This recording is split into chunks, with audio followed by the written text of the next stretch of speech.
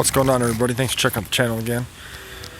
Today I'm doing a review on the late model restoration SVE 3-core aluminum radiator for the 96 specific Mustang GT or Cobra. If you have a 96 Mustang GT or a Cobra, this only applies to you. 94, 95, and then 97 to 04 does not apply. 96 had its own year for radiators, unless you had the recall done.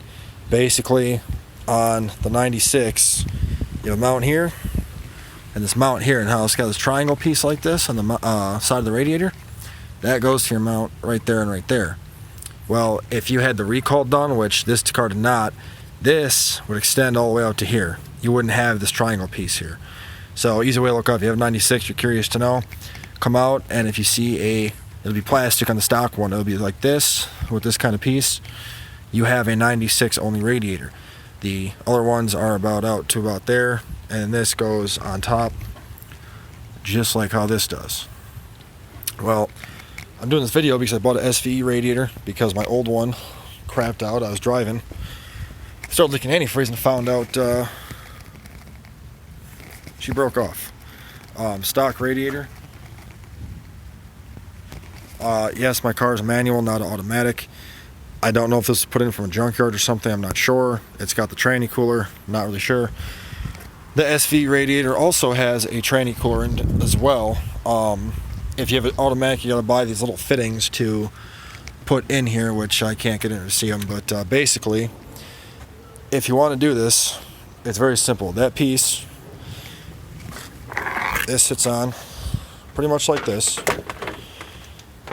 These little push pins, you pull them out. This piece of crap comes off. You have a 10mm nut there, a 10 nut there, and you're supposed to have a 10 nut here. Mine was already missing. You take those out. I replaced this clamp, but you take this clamp off. This whole thing will swing out of the way. 8mm, and it lifts off. Take this one out first. Down in here, you got an 8 right there, and an 8 right there. Take those off. Move the radiator back, pop this off, you're done. Okay? These are factory mounts.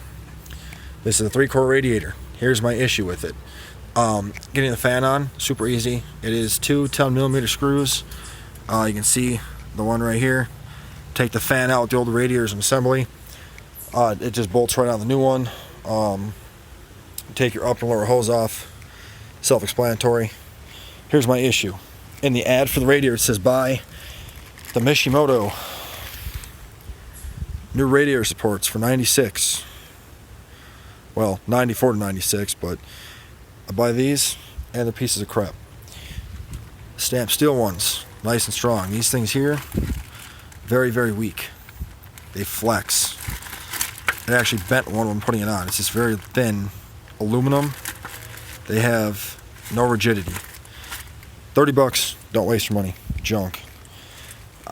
As you can tell, there's a little gap in here because my radiator support in the bottom is bent. Somebody, when they had this car, had kind of bent the bottom. I don't know if you really can see that, but it's not straight. And so the lower mount on the passenger side is kind of bent.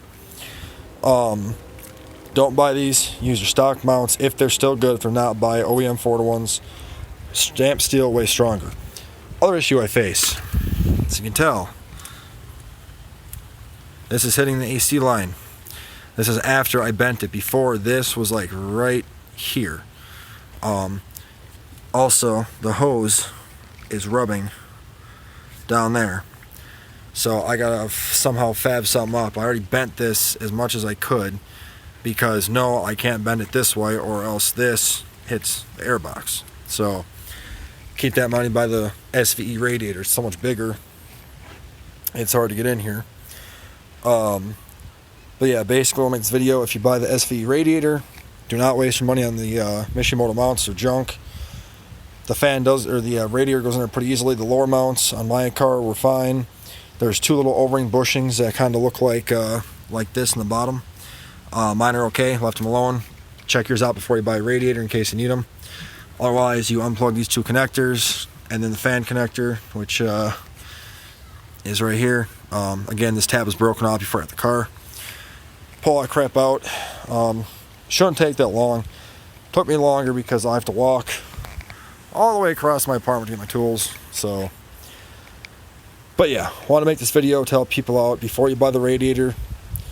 Understand that this is going to be an issue if you have air conditioning. My car does. It works.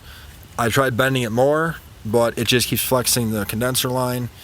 I'm going to have to figure that out before I drive it, because I don't want anything to rub, because this is going to expand and it's going to start bending this and be a big mess. And stock tank was already broken, so I'm going to buy the aluminum one for it.